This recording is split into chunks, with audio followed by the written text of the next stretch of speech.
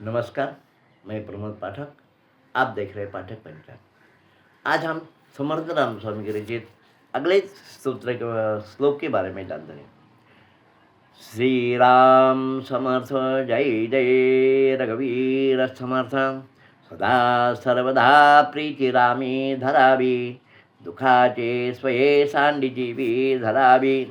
देहे दुखते सुखमानी तदावे, विवेके सदा सत्स्वरूपी भरावे।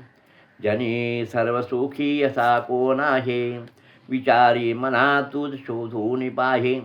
मनात वाजरे पूर्व संचित केले, तया सारखे भोगणे प्राप्त झाले। श्री राम जय जय राम।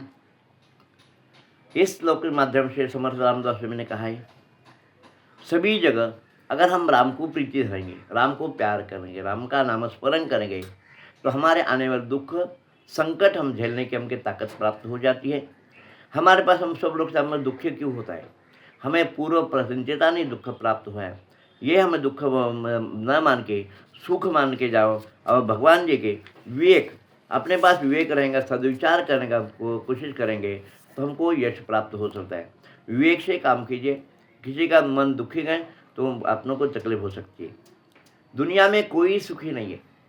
सब लोग एक दूसरे को सुखी बोलते हैं, लेकिन असल में वो सुखी होते क्या? नहीं होते। वो दूसरे के ऊपर ही रहते हैं। इसके लिए किसको ढूंढना है, पूछना है कि हम सुखी है कि? अपने मन को पूछिए, और अपना मन तो बोलेंगे हम दुखी है।